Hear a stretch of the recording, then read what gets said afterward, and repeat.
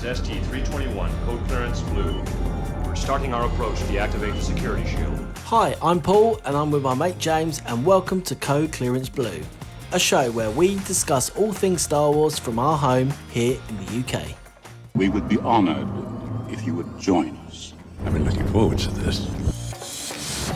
Welcome, one and all, a new episode of Code Clearance Blue for your aural pleasure. I said that right. You did say it right. Yeah, because you didn't say Jedha. Jedha, what was it? What's the name of this episode called? Something like Jedha, Kyber, Erso. Do you know what? Scarif. Do you know what? That just sounded like the first draft of the script, and they're just like, right, put that at the top because we've got to make sure we mention all of these. Yeah. That's it. So this is episode 12. That's it. So episode 12 of Andor Series 2 and the finale of the finale. So we're right at the end. Finale of the finale where we go straight into Rogue One. Indeed. Or did you manage to watch Rogue One straight after you saw episode 12? Or I did. I started watching it. Did you? Yeah. And I didn't just start watching it. I watched it from literally when he goes to the planet. So I skipped the bit where Krennic goes to see Erso, you know what I mean? Mate. The flashbacky. So that's the thing, see, now that flashbacky bit is going to be kind of stuck in between. Do you know what I mean? Was Cassian's outfit the same? Yes, it was. Yeah, same outfit. Beautiful. He's a bit dirtier on the face. There's a bit of dirt on his face. I don't know where he's picked that up from, but yeah, it's really good. It's sort of it just matches really well. Yeah, good. Yeah. Well, let's get stuck in then. Well, we left on the hallway on a big cliff edge, weren't we? Big cliff edge, and then all the communications start getting taken down, don't they? So no one can. Well, that started happening, didn't it? But then it went. It fed back to the Imperial headquarters, didn't it? Because a certain robot decided to go walkabout. Yeah, certain and just start taking out the ship. Yeah, a certain droid, I should say, before anyone writes. Certain droid, yeah, droid. Same robot, because he's just like, I can't reach anyone. He's like, I can't get anyone, so I'm going to go and have a wander. And then you could hear on their radios like, did anyone call for reinforcements? I mean, this is great because thank God he doesn't really take that much notice because obviously in this ep and in Rogue One, where in Jedha he sort of has a wander and sort of saves their lives, and luckily does the same here. Yeah, uses initiative exactly, which droids sometimes don't do. Do you know what? I always thought to myself, because there's obviously a mistake of a case of mistaken identity in Rogue One when Jyn shoots. Yeah, I was like, did they ever put like a little mark on K2 so they knew who he was in case they did? He was, I often think that. Yeah, and also it was very easy because if you think about the last episode, not last one, but like episode around about 8, you know, when they're first introduced in Gorman, where they're very, very difficult to kill. Yeah, the bullets are sort of like, and in this one as well, because like they're shooting at him in this one, and the bullets are ricocheting. Yeah.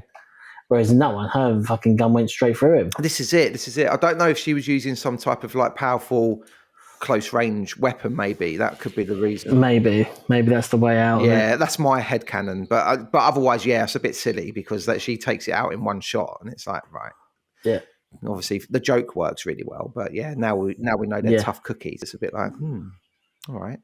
But so he basically goes onto their ship, knocks out the pilot, and shuts down the communique or whatever, and then there's a lot of IT issues going on in this series, isn't there? A lot of scrabbling back to base, being like,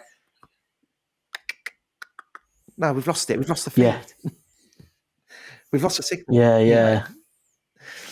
And he's just like gets upstairs, and then like quite a really sort of like horror film bit, really, where he's taking out some of the stormtroopers, and he picks up the supervisor, doesn't he? And he just uses him as a shield. God, yeah, that was pretty horrific, that bit, wasn't it? I mean, there's the bit in the trailer, where he chucks over that geezer over the bridge, which I thought was quite nice. And then, like he says, he's just kicking them and they're fucking flying, and you just think, oh, this is brilliant. And then it's just whether he's going to get there in time and everything. And then, like you say, that sort of use him as a fucking human shield. Yeah, like proper, It's like it's a fucking shooting him. Yeah, because I think they get to the right floor, don't they? They're up there going along, and then before that happens, I think that Cassian and Melshi think that they can get out, and Melshi goes out into the corridor, and they're just like, freeze. Yeah. So that happens before, and then obviously they get the stun thing as well. They stun them. Yeah. I didn't understand why Cassian was like, leave the door open. Yeah. I know Melshi said, "Oh, we'll be trapped I think he said we'll be trapped if we close it." But what other option really was there? What were they planning on doing? Like, I don't know. Unless they were thinking about, they didn't have any bombs on them or anything. I don't think so. I think they just had blasters. I mean, Clea was in no fit state to really get involved. Even though she had her weapon drawn. But like, I was just thinking to myself, are they literally going to wait for them to come around the corner and start shooting? Because that's basically how I play Battlefront. Yeah, you know what I mean? Yeah. No, it was really good. And then they throw the stun grenade. Yeah, then I think they throw the stun grenade. That's it. And she's stunned. Again, like Clea gets taken out, and the boys are kind of like, oh, all right. Well, Andor is Cassian's has that sort of white. It goes to his POV, doesn't it? And you sort of see him kind of white. But yeah, the other guys are all right. So they did that, and then, like you say, then K2 like comes up in the lift and then goes on his little rampage and uses people as human shields, etc. And then and then says it's clear. I love it. He just walks in. He's like, brilliant. I've cleared a path. Yeah. He's really good. Like he's so good. His humor. Yeah. And the fact that Cassian just treats him like shit. But you didn't realise that until you again watch Andor again, and you still realise that he just talks to him like, "Thanks, will do," or "Thank you." You know what I mean? You're welcome, and things like this. So when they get rescued on Jedha, he's like, "Just put the coordinates in, please." Yeah, you know? yeah. He never says "well done." No, to him. you're right, because they did that in this episode, didn't they? When they were like taking off, and he's just like he says like, "A thanks would be nice" or something like that. Yeah. But obviously, Cassian could be a little bit excused because he does a very, very subtle look back as they're walking away from the building, and you just think to yourself, he's probably thinking about Bix and when they were holed up there and everything. And that place was quite important to him for a while, Yeah, he was there for a long time. Yeah, she was there for a long time as well. Yeah, I think Katie says, "Oh, I think any sort of doubts about me can be erased." And speed up now. No one says, "Yeah, you did good there, mate. You did good." Like always treating droids like shit. And then we'll go back to the base. Yes, and we get some decent, like, in-depth Rebel stuff going on. In-depth Rebel building. Yeah, loved it. So there's sparks and all these X-Wings coming together and everything. And then we see old Saw on the hologram. Yeah. Just hologram! Not real! I'm not really here. I'm not anywhere. Yeah. She's like, "You're on Jedha. We know you're on Jedha. I could be anywhere." Yeah. Yeah. Stop. Yeah. I love it. It'd be really good if there was a sign saying Jedha in the background. I'm not here. Comical Alley style, There's no war. There's nothing going on here. I'm on the ball. He has his little mask then. Yeah. You notice on the hologram he's addicted to the drugs now. He's addicted to the Rido, and obviously we don't see how he loses his legs and all that banter. He just is Saw from Rogue One now. That's it. Yeah. Done. But then we also get to see Admiral Raddus pops up. Yeah, Admiral Raddus. Enjoyed seeing him there. Yeah. And like Bale's there now. You can tell Mothma's like so frustrated, and Saw's just like doing what I'm doing. What is it he says? He says, if you could fight as well as you could lie or something, and then he just goes off the call, and she's like, we're trying to, the Empire's coming after you, Saw, not us. He's like, yeah, right. Yeah. Spies! Traitors everywhere. Traitors. And then she looks at Bale, doesn't she? And she's like, this makes the Senate look easy, right? Yeah. He's insane. Yeah, brilliant. Bale's there, isn't he? Bale's there. I mean, I do wish it was old Schmitty, but nothing against Benjamin Bratt at all. He didn't do a bad job or anything. But I just wish, because it's so integral, I just wish it was him. Continuity sake, yeah.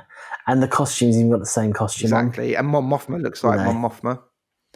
You know, she's made that transition now. Yeah. But it just goes to show that, as well as like in the ISB and the Empire in general, that there's all that backbiting and backstabbing and all that sort of stuff. There's a lot of doubt and like sort of like they're not ready to make calls and stuff. Everyone's kind of sitting on their hands and being like, well, we don't know about, you know, if any of this information is correct. And, you know, when Cassian comes back and stuff.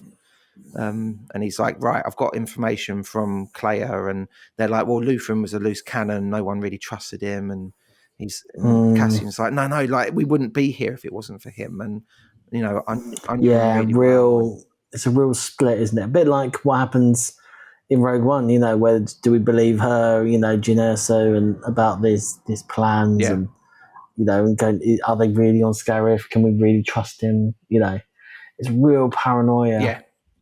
Real sort of extreme positions in all of it. Totally.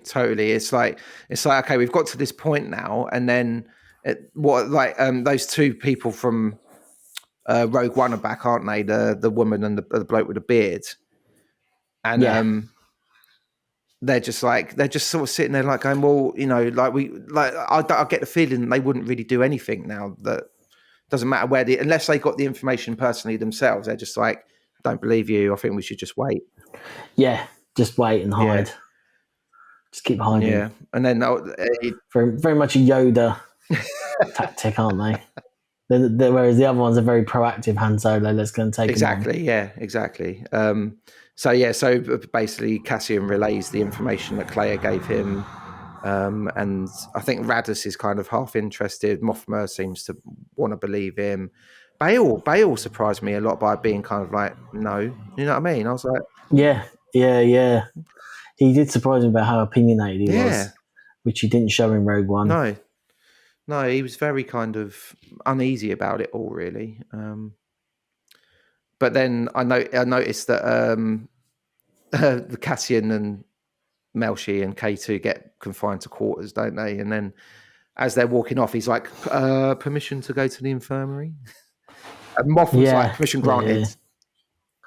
Yeah, because a bit before that, wasn't it? They were sort of flying in and like, we found your ship, and there's a couple of X-Wings that sort of bring him in, and he's like waving at the X-Wings. KT. Yeah. And then it's like, that's our ship. But that works against them, though, really, because he looks so Imperial. Yeah, do you know what I mean? They could have been like, oh, so that's a fucking KX droid in there. You know? Yeah. I mean, you know, I know in the story everyone knows who he is and stuff, but like, if you were really that paranoid about someone finding your secret base, and then an unconfirmed ship turns up with a KX droid in the cockpit, you'd be a bit like, sure. Yeah. But then when he's talking, when Cassian's talking to Draven as they're leaving that meeting, they mention Tivik. Did they? I didn't. Yeah. He's like Tivik's been in touch, and Tivik's part of Saw's group, but he's spying on Saw. So he's another one of them ones that's with the partisans, but he's reporting back. Yes. Yeah. So that's how they know that they were on Jedha, even though they were on Jedha. On the boo. Never heard of it. Never heard of it. She's like, we know you're taking out Imperial transports. They've sent a fucking Star Destroyer there now. You're going to be in big trouble. Yeah. But so Draven's just like, Tivik's been like, you know, reporting back and everything. But then a little bit later on, over the old radio, it's like, Tivik's been in touch. He's on the Ring of Kafrane, and he'll only talk to Cassian. And they're like, shit. Yes, I do remember now. Yes, because he, I do, because that's when I clocked. Oh, he's on that's where he's going to meet him. Yeah, and he only wants to speak to Cassian. Yeah, that's right. Yeah. And then when I watched Andor, then that's when I realised again just that he was working with Saw. I should have stayed with Saw. That's what he says in one of his lines in Rogue One. So it all sort of ties together nicely. Yeah, great. And then Mon Mothma has a little chat with Vel, doesn't she? And she's just like, "Why don't tell Cassian I told you anything, but just go and see if he mentions it to you to help me believe him." I was like, "Oh, that's a good line."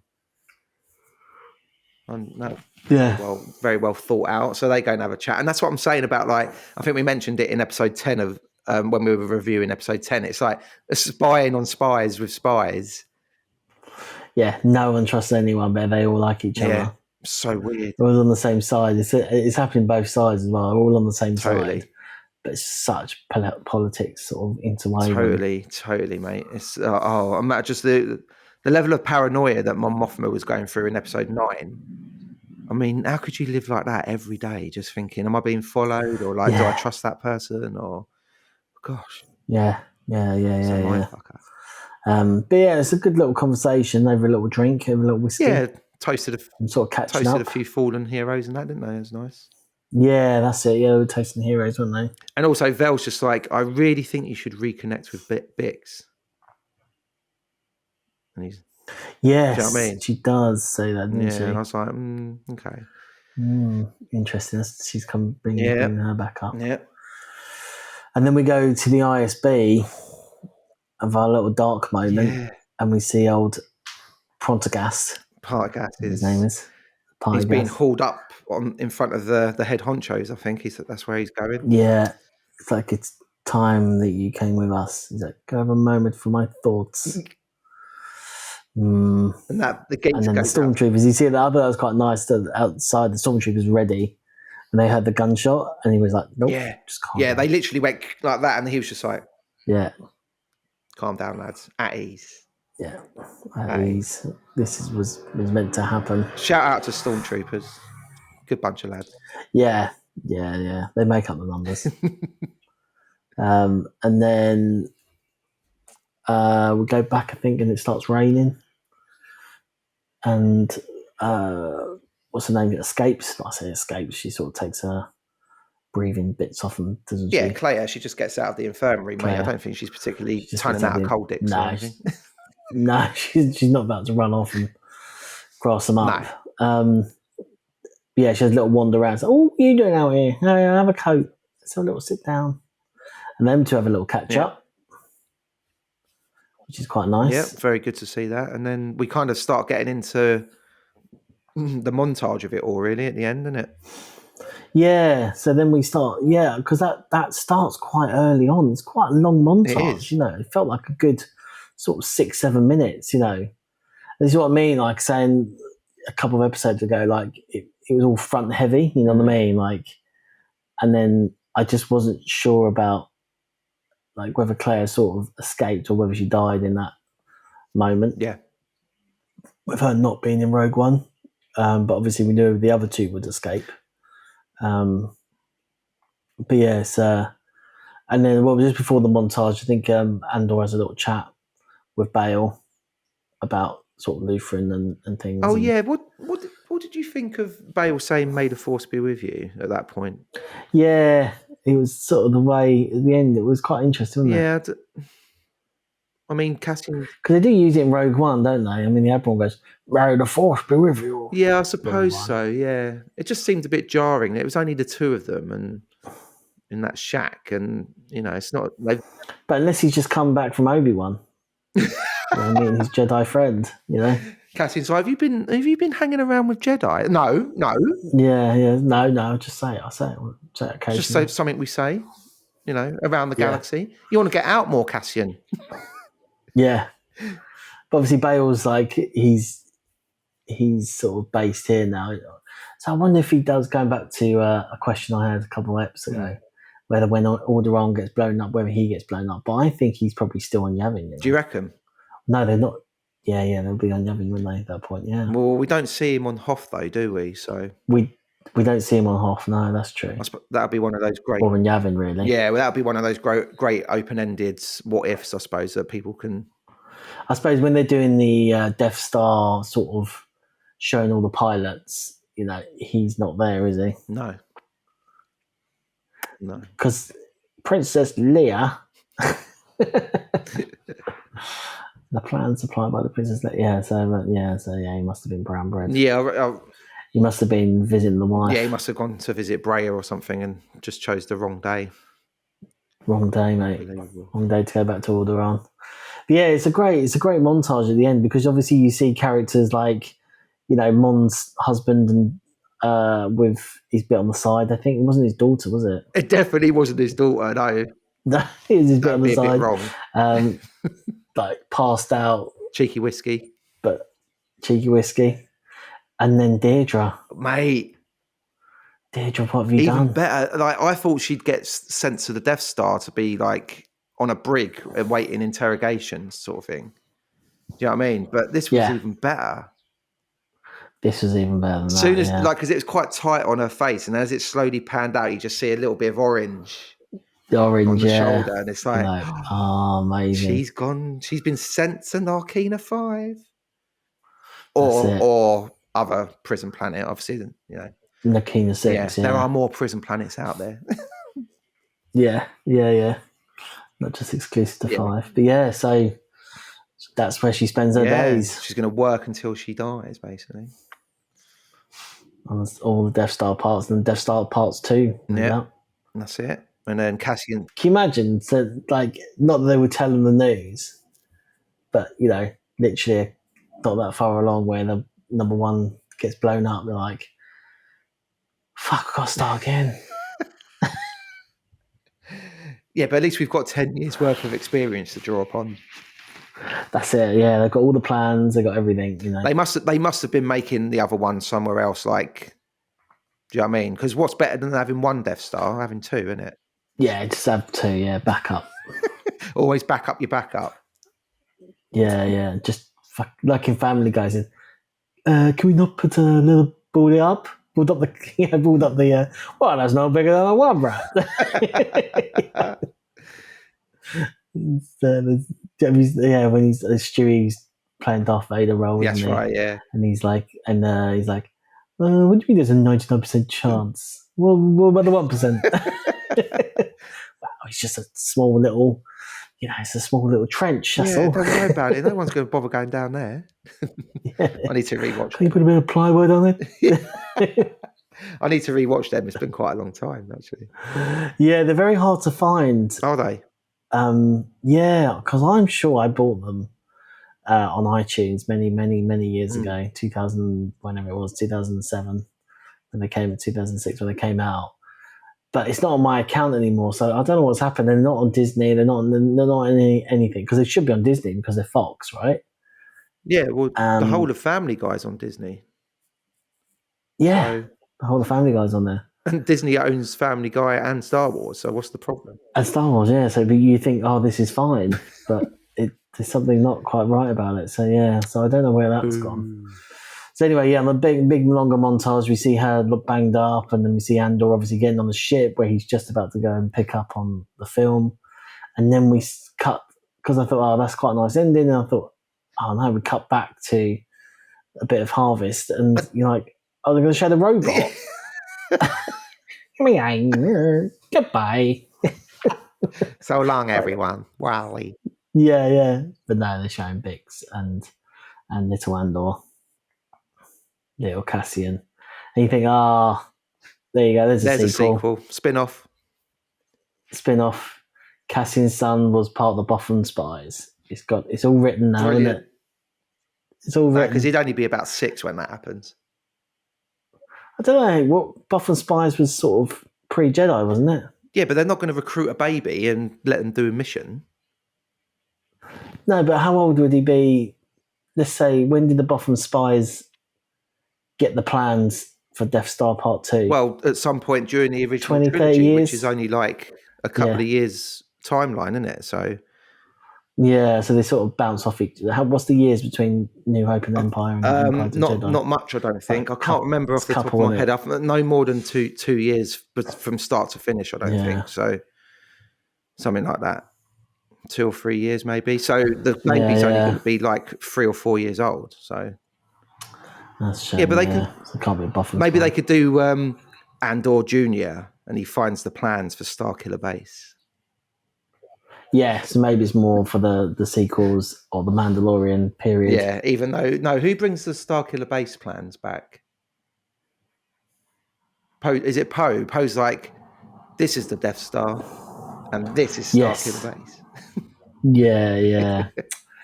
After seeing all this series and stuff, you do wish that was a slightly different storyline. Well, yeah, but you know. But then what else could you have done? Yeah, but you can't say, Tony Gilroy's put a baby in, you've got to change the whole of the sequels now. No, I just meant the Starkiller Base. Oh, yeah. It'd be, like, like how difficult it's been to get the plans for the Death Star and the sort of sacrifice that this massive season's built up to, and the Rogue One as well, and then suddenly we just have it drop in the hat that it's a fucking tiny thing compared to Starkiller Base, and we get the Starkiller Base plans very easily, and true. Anyway, true. There's another thing. I don't want to make Twitter angry. Well, by bringing up sequels. Keep talking, mate, because it's going to happen. It's going to happen. Make Twitter angry. But yeah, generally, what do you think? I think, I think it's the most popular Star Wars series on sort of IMDb and Rotten Tomatoes from a critique's perspective. Yeah, I think a lot of the chat online is positive. You're always going to get a few grifters and stuff that are deliberately saying it's crap and stuff. But I think by and large it's been very well received. I think. Do you think it's a good Star Wars style to continue with, or do you think it's just very unique to Rebellion?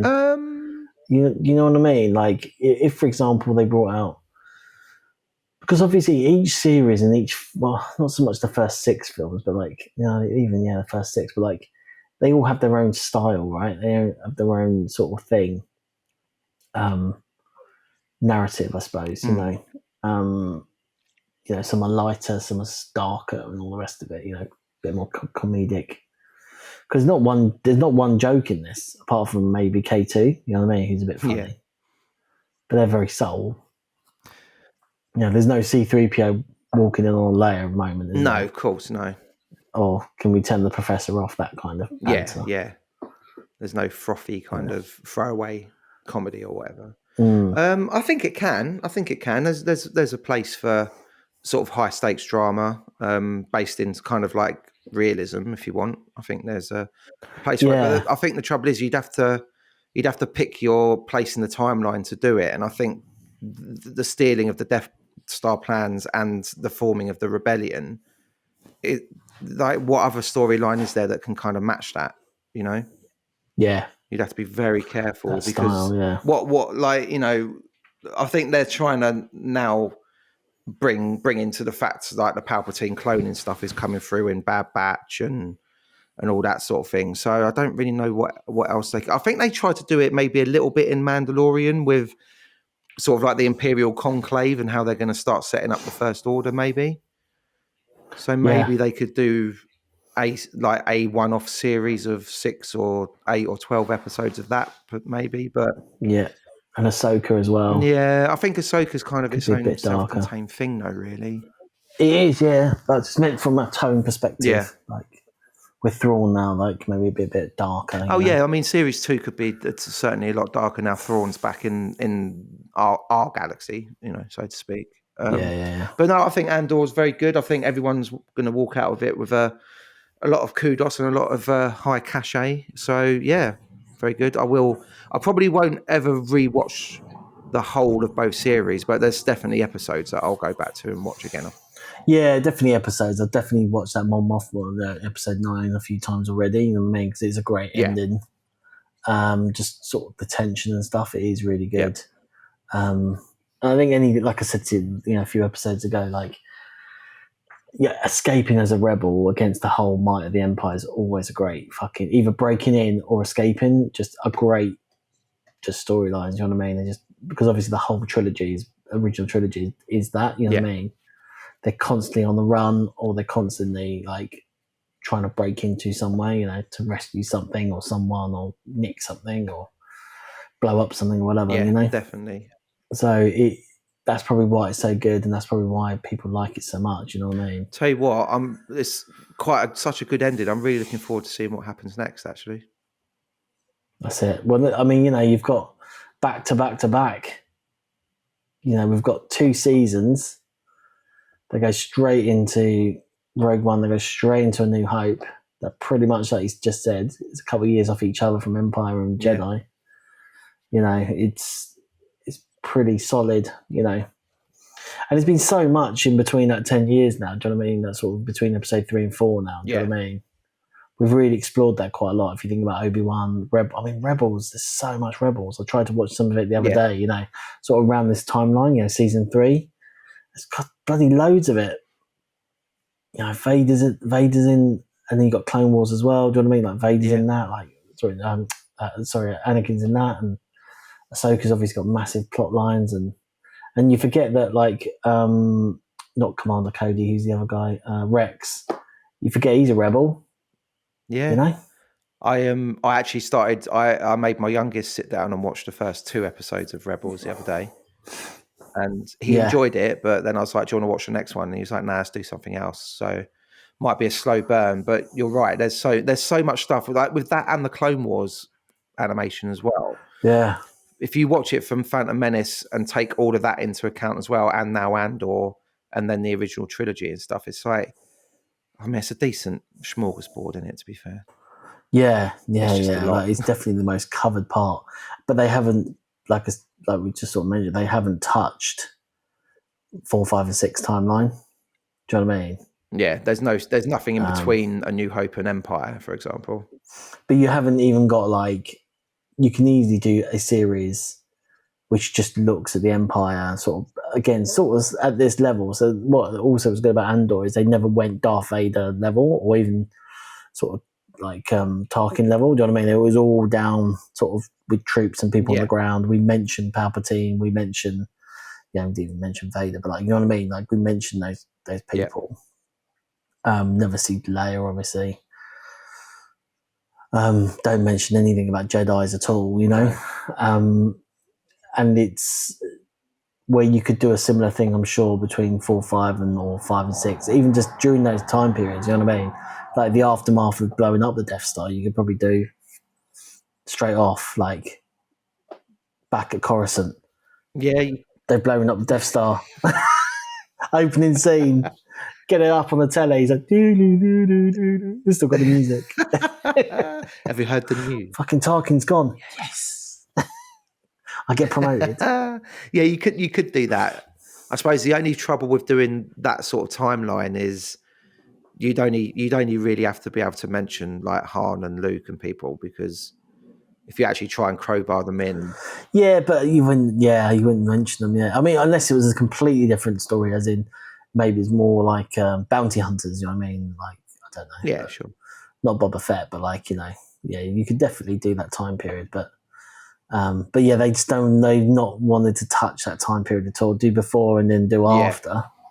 Because obviously we've got a big old chasm now to fill between Jedi and First Order, which that's the one they're going to focus on now, obviously with the film, with Mandalorian film and Dave Filoni's already mentioned about we're going to have Thrawn in it, we're going to have we're going to have all this stuff that you've asked for, we're going to have massive space battles, Thrawn sort of at the height of his power again,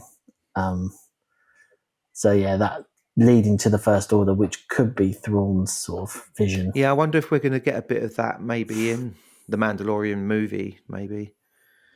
Yeah, hopefully. Obviously the timeline's going to continue after that film finishes. So, and as I say, I think that's particularly in the 3rd series, they were having those little secret meetings with Gideon and stuff, weren't they? And they're all arguing about resources and who gets what and who's pulling their weight. And and now Thrawn's back. Yeah. He's made his way back. He's like, right, where did we? Because he, in Rebels, he's talking about Mon Mothma at this particular period in this Andor period. In season 3, he's talking about her and sort of escaping. You know what I mean? So he's very much in the middle of it as well. True. This time period as well. So yeah, I mean, jumping back to sort of post Jedi and him coming back and everything. Yeah, I think that's the bit where they're going to be filling up all the gaps. I think because it is a big jump. It's a bit weird, isn't it? I think you're right. Sort of from Jedi to the Force Awakens. It is, yeah. It's about 30 years, isn't it? I think so. Yeah, so there's a lot of time to cover. But yeah, good stuff. Well, thanks everyone for listening. We'll be back next week where we need to talk about all the other stuff that's happened whilst Andor's been happening, because we mentioned this a few weeks ago where like nothing happens in Star Wars for most of the year and then they fucking chuck everything in the same fucking week. We still haven't talked about Celebration, haven't talked about Revenge of the Sith coming back, haven't talked about all the new series on Disney Plus. Tales of the Underworld, Tales of the Underworld.